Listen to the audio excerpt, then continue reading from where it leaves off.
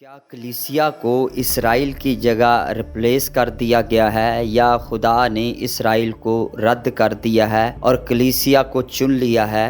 Welcome to discover the word with pastor Najam. آج ہم کیا ڈسکور کرنے والے ہیں؟ آج ہم بائبل مقدس کے اصل یونانی اور عبرانی متن میں سے اس سچائی کو گہرے طریقے سے جانیں گے اور اس بیت پر سے پردہ اٹھائیں گے جس کے بارے میں آپ نے شاید پہلے نہ سنا ہو، کیونکہ اس چینل کا مقصد یہی ہے کہ لوگوں کو روایتی تشریحات یا روایتی تفسیرات کی طرف نہ لے کر جائیں، بلکہ سچائی سے کلام مقدس کی طرف اور اس کی اصل روح کی طرف لے کر جائیں تاکہ لوگ سچائی سے واقف ہو اور سچائی انہیں آزاد کرے۔ آئیں اپنی ویڈیو کا آغاز کرتے ہیں اور روح القدس کے وسیلہ سے کلام مقدس میں سے اس سچائی پر سے پردہ اٹھاتے ہیں۔ خدا کا بڑا منصوبہ یہ ہے کہ وہ اپنی قوم کے ذریعے، چاہے وہ اسرائیل ہو یا کلیسیا یعنی یسوع المسیح پر ایمان رکھنے والے لوگ، اپنی رحمت، وفاداری اور جلال ظاہر کرے۔ پالوس رسول کا خط رومیوں کے نام 11ویں باب میں پالوس رسول غیر قومیں یعنی یہودیوں کے علاوہ اقوام کو خبردار کرتا ہے کہ وہ فخر نہ کریں کہ انہوں نے اسرائیل کی جگہ لے لی ہے۔ وہ کہتا ہے کہ غیر قوموں کو زیتون کے درخت جو کہ خدا کی برکت کا نشان ہے میں شامل کیا گیا ہے، لیکن اسرائیل کے دل وقتی طور پر سخت کیے گئے ہیں، یعنی انہوں نے یسوع کو فی الحال قبول نہیں کیا۔ لیکن کیا یہ حالت ہمیشہ کے لیے ہے؟ کیا خدا نے اپنی قوم اسرائیل کو ہمیشہ کے لیے چھوڑ دیا ہے یا پھر آخری زمانہ میں اسرائیل کے لیے بھی خدا کا کوئی خاص منصوبہ ہے؟ جب ہم کتاب مقدس کا گہرائی سے مطالعہ کرتے ہیں تو ہمیں پتہ چلتا ہے کہ خدا ہمیشہ وفادار ہے۔ اس کے وعدے چاہے وہ اسرائیل سے ہوں یا کلیسیا سے، اس کی مرضی اور وقت کے مطابق پورے ہوتے ہیں۔ یہ ویڈیو دو مختلف خیالات کے درمیان توازن تلاش کرے گی اور ہم یہ دیکھیں گے کہ دراصل اصل کیا وجوہات ہے اور اس کا نتیجہ کیا نکلتا ہے۔ پہلی ہے تبدیلی کا نظریہ، ریپلیسمنٹ تھیولوجی۔ یہ خیال ہے کہ کلیسیا نے اسرائیل کی جگہ لے لی ہے۔ تقسیم زمانہ کا نظریہ، ڈسپنسیشنل تھیولوجی۔ یہ نظریہ کہ خدا مختلف وقتوں میں مختلف طریقوں سے انسانوں سے معاملہ کرتا ہے اور اسرائیل اور کلیسیا دونوں کا الگ الگ کردار ہے۔ یہ ویڈیو بائبل کے اصولوں کی روشنی میں ان دونوں نظریات کا جائزہ لے گی اور یہ دکھائے گی کہ آخری زمانہ میں خدا کے منصوبے میں اسرائیل اور کلیسیا دونوں کا الگ الگ مگر اہم مقام ہے۔ سب سے پہلے دیکھتے ہیں پہلا نظریہ، تبدیلی کا نظریہ، ایک عام عقیدہ۔ تبدیلی کا نظریہ ریپلیسمنٹ تھیولوجی ایک ایسا عقیدہ ہے جو یہ سکھاتا ہے کہ کلیسیا یعنی یسوع پر ایمان رکھنے والے تمام لوگ اب اسرائیل کی جگہ لے چکی ہے۔ اس نظریے کے مطابق خدا کے وہ وعدے جو پہلے اسرائیل کے ساتھ کیے گئے تھے اب روحانی طور پر کلیسیا پر پورے ہوتے ہیں۔ یہ نظریہ مسیحی دنیا میں کافی مقبول ہے، خاص طور پر ان مسیحی فرقوں میں جو اصلاح شدہ عقائد، ریفارمڈ تھیولوجی یا عہد کے نظریے، کوننٹس تھیولوجی کو مانتے ہیں۔ اصلاح شدہ عقائد وہ ہیں جو مارٹن لوتھر اور کیلون جیسے اصلاح پسندوں کی تعلیمات پر مبنی ہے، جبکہ عہد کا نظریہ یہ سکھاتا ہے کہ خدا انسان سے مختلف روحانی عہد باندھتا ہے۔ کتاب مقدس میں استعمال ہم دیکھتے ہیں۔ نئے عہد نامہ میں کئی مقامات پر اسرائیل کے بارے میں کہی گئی باتیں کلیسیا پر لاگو کی گئی ہیں۔ مثال کے طور پر جب ہم پطرس کا پہلا عام خط 2 باب 9 آیت کو پڑھتے ہیں تو وہاں پر لکھا ہے، لیکن تم ایک برگزیدہ نسل، شاہی کہنوں کا فرقہ، مقدس قوم اور ایسی امت ہو جو خدا کی خاص ملکیت ہے، تاکہ اس کی خوبیاں ظاہر کرو جس نے تمہیں تاریکی سے اپنی عجیب روشنی میں بلایا ہے۔ اس آیت میں ہم دیکھتے ہیں کہ پطرس یہ کہتا ہے کہ تم ایک چنا ہوا گروہ ہو، بادشاہی ہو، کہانت، پاک قوم اور خدا کی خاص ملکیت۔ یہ الفاظ دراصل پہلے خروج کی کتاب 19ویں باب کی 5 سے 6 آیت میں اسرائیل کے لیے کہے گئے تھے۔ آئیں کلام مقدس میں سے پڑھتے ہیں۔ اب اگر تم میری بات مانو اور میرے عہد پر چلو تو سب قوموں میں سے تم ہی میری خاص ملکیت ٹھہرو گے، क्योंकि सारी ज़मीन मेरी है और तुम मेरे लिए काहिनों की एक मुमलकत और एक मुक़द्दस कौम होगे। इन ही बातों को तू बनी इसराइल को सुना देना। यही अल्फाज दरअसल इसराइल के लिए कहे गए थे, लेकिन अब कलीसिया पर भी इतलाक किए गए हैं। इसी तरह जब हम पौलुस रसूल का दूसरा ख़त जो वो कुरिन्थस कलीसिया को लिखते हैं, 6 बाब है 16 आयत में पढ़ते हैं, कलाम में लिखा है, और खुदा के मक़दिस को बुतों से क्या मुनासबत है, क्योंकि हम जिंदा खुदा का मक़दिस हैं। चुनाचे खुदा ने फरमाया है कि मैं उनमें बसूंगा और उनमें चलूं फिरूंगा और मैं उनका खुदा हूँगा और वो मेरी उम्मत होंगे। अब हम इस दूसरे नज़रिए पर गौर करेंगे जो है तक़सीम ज़माना का नज़रिया, एक अक़लियती मौक़िफ़ जिसको इंग्लिश में डिस्पेंसेशनल थियोलॉजी कहते हैं। तक़सीम ज़माना का नज़रिया ये तालीम देता है कि खुदा का इसराइल के साथ एक अलग और ख़ास मंसूबा है जो आखिरी ज़माना में पूरा होगा। इस नज़रिए के मुताबिक कलीसिया ने इसराइल की जगह नहीं ली, बल्कि इसराइल का अपना मखसूस किरदार अब भी बाकी है।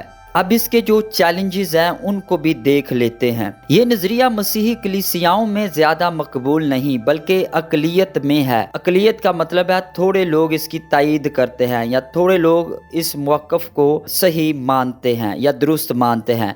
बहुत से लोगों के लिए ये बात मानना मुश्किल है कि ये नज़रिया अमूमी अक़ीदे के ख़िलाफ़ जाता है और कलीसिया के मरकज़ी नज़रिए की जगह नहीं रखता। ज़ाती पस मंज़र, कई ईमानदार जिनकी परवरिश इस नज़रिए में हुई है, जब वो दोनों तरफ के दलाइल को देखते हैं तो उन्हें दोनों में सच्चाई की झलक नज़र आती है। आपको क्या लगता है? कमेंट्स में ज़रूर अपने ख्यालात का इजहार कीजिएगा। वो ना तो मुकम्मल तब्दीली के नज़रिए को कबूल करते हैं और ना ही मुकम्मल तक़सीम ज़माना के नज़रिए को रद्द करते हैं, बल्कि किताब मुक़द्दस की रोशनी में तवाज़न तलाश करते हैं। अब हम देखते हैं किताब मुक़द्दस का तवाज़न इसराइल और कलीसिया, तब्दीली का जुज़वी किरदार। ये बात सच है कि कलीसिया ने खुदा के मंसूबों में वो किरदार अपनाया है जो पहले इसराइल को दिया गया था। नए अहदनामा में कलीसिया के लिए वही अल्फाज इस्तेमाल हुए हैं जो पुराने अहदनामा में इसराइल के लिए थे, जैसे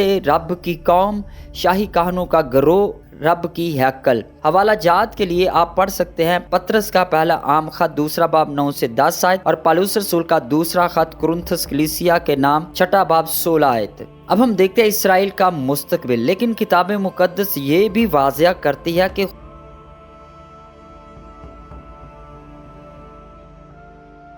सच्चाई से वाकिफ हो, सच्चाई तुम्हें आज़ाद करेगी। मेरा नाम पास्टर नजम है और आप देख रहे हैं discover the word with pastor नजम। और अगर अभी तक आपने हमारे चैनल को सब्सक्राइब नहीं किया तो जल्दी से पहले हमारे चैनल को सब्सक्राइब करें और बेल के बटन को ज़रूर क्लिक करें ताकि हर आने वाली नई वीडियो का नोटिफिकेशन आपको सबसे पहले मिल सके। और अगर आज की वीडियो के वसीला से वाकई खुदा आपको ब्लेस करता है तो इस वीडियो को ज़रूर लाइक कीजिएगा और वीडियो के नीचे कमेंट्स में ज़रूर अपने ख्यालात का इजहार कीजिएगा। और इसके साथ इस वीडियो के लिंक को आप अपनी फैमिली और फ्रेंड्स के साथ भी शेयर कीजिएगा। खुदा के कलाम के भेदों को सुनते हैं।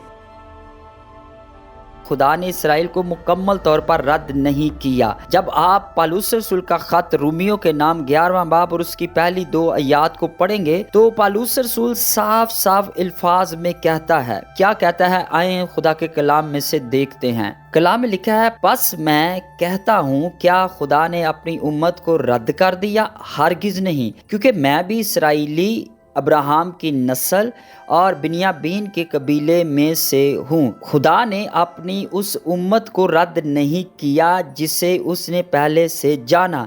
क्या तुम नहीं जानते कि किताब मुक़द्दस एलिया के ज़िक्र में क्या कहती है कि वो खुदा से इसराइल की यूं फरियाद करता है कि ए खुदावंद, इन्होंने तेरे नबियों को कत्ल किया और तेरी कुर्बान गाहों को ढा दिया। अब मैं अकेला बाकी हूँ और वो मेरी जान के भी ख्वाह हैं। تو کیا خدا نے اپنی قوم کو رد کیا؟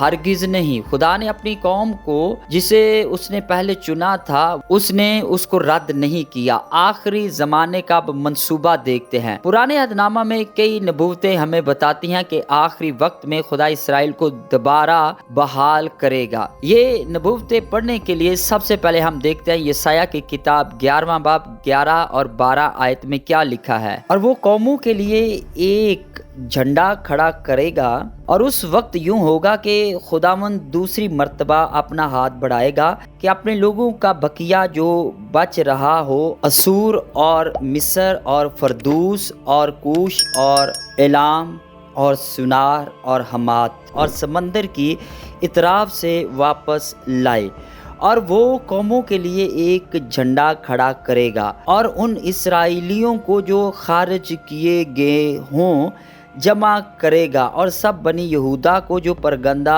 ہوں گے زمین کی چاروں طرف سے فراہم کرے گا۔ اس آیت کے مطابق خداوند اپنے بکھرے ہوئے لوگوں کو دوسری بار اکٹھا کرے گا۔ اب ہم دیکھتے ہیں یرمیہ کی کتاب ہے 31واں باب 31 سے 34 آیت جب ہم پڑھتے ہیں تو وہاں پر لکھا ہوا ہے کہ خداوند ایک نیا عہد اسرائیل اور یہودا کے ساتھ باندھے گا۔ اور جب ہم حزقیل کی کتاب 36واں باب 24 سے 28 آیت تک پڑھتے ہیں تو وہاں پر ہم دیکھتے ہیں کہ خدا اسرائیلیوں کو ان کی زمین میں واپس لائے گا، انہیں پاک کرے گا اور نیا دل دے گا۔ یہ تمام پیش گوئیاں بتاتی ہیں کہ آنے والے وقت میں اسرائیل کے لیے بھی خدا کا خاص اور شاندار منصوبہ موجود ہے جو مسیح کی بادشاہی دور یعنی میسیانک کنگڈم میں پورا ہوگا۔ اب ہم اس کے چوتھے حصے پر غور کریں گے جو کہ بہت ہی اہم اور خاص ہے۔ اب ہم پولس رسول کے خط کو جو وہ رومیوں کو لکھتا ہے اس کے 11ویں باب کو گہرائی سے جانیں گے۔ پولس رسول رومیوں کے نام خط 11واں باب 17 سے 21 آیت میں کلیسیا کو جو اب یہودی اور غیر قومیں یعنی غیر یہودی اقوام کا مجموعہ ہے خبردار کرتا ہے، اگر کچھ شاخیں کاٹ دی گئیں اور تو جو کہ ایک جنگلی زیتون کی شاخ تھی ان میں شامل کیا گیا اور زیتون کے درخت کی جڑوں میں شریک ہو گیا، تو اپنے آپ پر فخر نہ کر، اگر فخر کرے گا تو یاد رکھ تو جڑ کو نہیں سنبھال رہا بلکہ جڑ تجھے سنبھال رہی ہے۔ مت غرور کر بلکہ ڈر، کیونکہ اگر خدا نے اصلی یعنی اسرائیلی شاخوں کو نہ بخشا تو وہ تجھے بھی نہ بخشے گا۔ اس کا مطلب یہ ہے کہ کلیسیا کو عاجزی میں رہنا چاہیے، کیونکہ خدا کی مہربانی کوئی ضمانت نہیں بلکہ ایک موقع ہے جسے فخر یا نافرمانی سے کھویا جا سکتا ہے۔ اب دیکھتے ہیں سخت دلی کا مقصد۔ جب ہم پولس رسول کا خط رومیوں کے نام 11واں باب 25 آیت میں پڑھتے ہیں تو پولس رسول ایک راز ظاہر کرتا ہے۔ وہ کہتا ہے، اے بھائیو، میں نہیں چاہتا کہ تم اس بید سے بے خبر رہو کہ اسرائیل کے دل میں جزوی طور پر سختی آئی ہے جب تک کہ غیر قوموں کی تعداد پوری نہ ہو جائے، یعنی اسرائیل کی موجودہ روحانی اندھی اور سخت دلی مستقل نہیں ہے بلکہ عارضی ہے۔ خدا نے غیر قوموں کو نجات دینے کے لیے وقتی طور پر اسرائیل کی سخت دلی کی اجازت دی تاکہ کلیسیا مکمل ہو جائے۔ اب ہم دیکھتے ہیں کہ خداوند کی وفاداری۔ پولس رسول کا خط رومیوں کے نام 11واں باب اور اس کی 29 آیت میں ایک بہت مضبوط اور پختہ چیز بیان کرتا ہے، کیونکہ خدا کے بخشے گئے تحفے اور اس کی بلاہٹ واپس نہیں لی جاتی، یعنی خدا اپنے وعدے اور بلانے میں اٹل ہے، وہ اپنی وفاداری سے پیچھے نہیں ہٹتا، لیکن ساتھ ہی یہ بھی یاد رکھنا چاہیے کہ خدا کی وفاداری مشروط بھی ہو سکتی ہے، جیسے کہ ارتداد یعنی گناہ میں پیچھے ہٹ جانے کے نتائج میں دیکھا جا سکتا ہے۔ اب ہم 5ویں حصے پر غور کریں گے جو کہ بہت ہی اہم اور خاص ہے، وعدوں کی نوعیت اور ان کی کنڈیشنلٹی۔ تبدیلی کے نظریے کے مطابق پرانے عہد نامہ میں جو وعدے زمین، فصل اور امن کے بارے میں تھے وہ اب کلیسیا پر روحانی معنوں میں پورے ہو رہے ہیں، یعنی آسمانی برکات، روحانی خوشی اور دلی سکون۔ لیکن یہ بات مکمل سچ نہیں، صرف روحانی مطلب نکالنا کتاب مقدس کی گہرائی کو کم کر دیتا ہے۔ زمینی وعدے، مثلاً یسایہ کی کتاب 65واں باب 17 سے 25 آیت میں ایک نیا آسمان اور نئی زمین کی بات کی گئی ہے جہاں اسرائیل خوشحال ہوگا۔ پھر ہم جب زکریا کی کتاب 8واں باب 12 اور 13 آیت کو پڑھتے ہیں تو وہاں پر لکھا ہے، میں زمین کی برکت، کھیت کی فصل اور اسرائیل کی برتری کا ذکر ملتا ہے۔ یہ سب وعدے حقیقی اور زمینی ہیں اور صرف روحانی مطلب نکالنا اصل مقصد کو نظر انداز کرنا ہے۔ مشروط وفاداری، جب ہم پہلا سموئیل 2 باب 30 آیت میں پڑھتے ہیں تو وہاں پر خداوند خود کہتا ہے، میں نے کہا تھا کہ تیرا گھرانہ ہمیشہ میرے حضور رہے گا، لیکن اب رب الافواج فرماتا ہے ایسا ہرگز نہ ہوگا۔ اس سے ظاہر ہوتا ہے کہ خدا نے ایک وعدہ کیا تھا، لیکن جب انسانوں نے نافرمانی کی تو خدا نے وہ وعدہ واپس لے لیا، یعنی خدا اپنے وعدوں میں وفادار ہے لیکن وہ ارتداد اور گناہ کو برداشت نہیں کرتا اور اپنی مرضی کے مطابق فیصلہ کرنے میں آزاد ہے۔ اب ہم دیکھتے ہیں بہت ہی اہم نکتہ ہے خدا کے منصوبوں میں ہمارا کردار۔ فخر سے بچنا۔ پالوس رسول کا خط رومیوں کے نام 11واں باب 18 آیت ہمیں ایک واضح نصیحت دیتی ہے، اپنے آپ پر فخر نہ کریں، یعنی کلیسیا کو چاہیے کہ وہ عاجزی اختیار کرے۔ ہم زیتون کے درخت میں شامل ضرور کیے گئے ہیں لیکن یہ ہماری قابلیت یا برتری کی وجہ سے نہیں بلکہ خدا کی رحمت کی بدولت ہوا ہے، لہٰذا ہمیں کبھی بھی فخر یا تکبر کا رویہ اختیار نہیں کرنا چاہیے۔ اسرائیل کے لیے محبت، پالوس رسول کا خط رومیوں کے نام 11واں باب 28 آیت میں پالوس رسول فرماتا ہے، خوشخبری کے لحاظ سے تو وہ یہودی تمہارے سبب سے دشمن ہیں، لیکن چناؤ کے لحاظ سے وہ آباء و اجداد کی خاطر اب بھی پیارے ہیں۔ یعنی اسرائیل نے وقتی طور پر انجیل کو رد کیا لیکن خدا نے ان سے اپنی محبت واپس نہیں لی کیونکہ وہ ان کے آباء و اجداد یعنی ابراہیم، اسحاق اور یعقوب کے ساتھ کیے گئے وعدوں کا وفادار ہے۔ اب ہم دیکھتے ہیں کہ آخری زمانہ کی امید، کتاب مقدس ہمیں ایک عظیم وعدہ دیتی ہے، سب اسرائیل نجات پائے گا۔ پالوس رسول کا خط رومیوں کے نام 11واں باب 26 آیت، یعنی جب غیر قوموں کی مکمل تعداد نجات پا لے گی تو خدا اسرائیل کو بھی واپس لائے گا اور وہ مسیح کو قبول کریں گے۔ یہ نجات مسیحی دور مسیونک ایج میں پوری طرح ظاہر ہوگی جب یسوع المسیح بادشاہ بن کر واپس آئیں گے اور اسرائیل میں سلامتی، انصاف اور خدا کی بادشاہی کو قائم کریں گے۔ تو اب ہم ویڈیو کے آخر میں دیکھتے ہیں نتیجہ کیا نکلتا ہے۔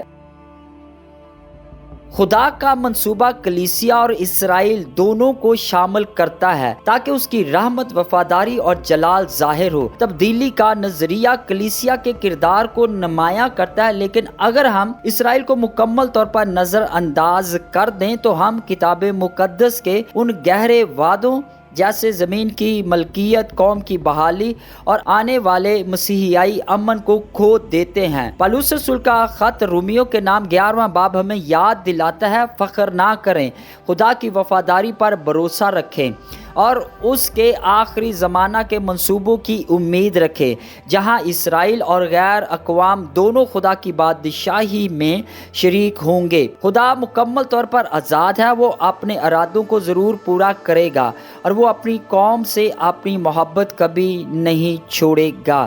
آج کی ویڈیو آپ کو کیسی لگی؟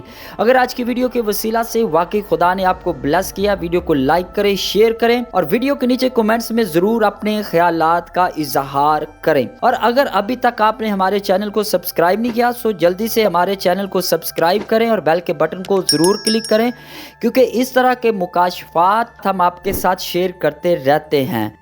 ہمارے چینل کو بھی ضرور وزٹ کیجیے گا، وہاں پر آپ کو خدا کے گہرے کلام کے بھیدوں سے واقفیت حاصل ہوگی۔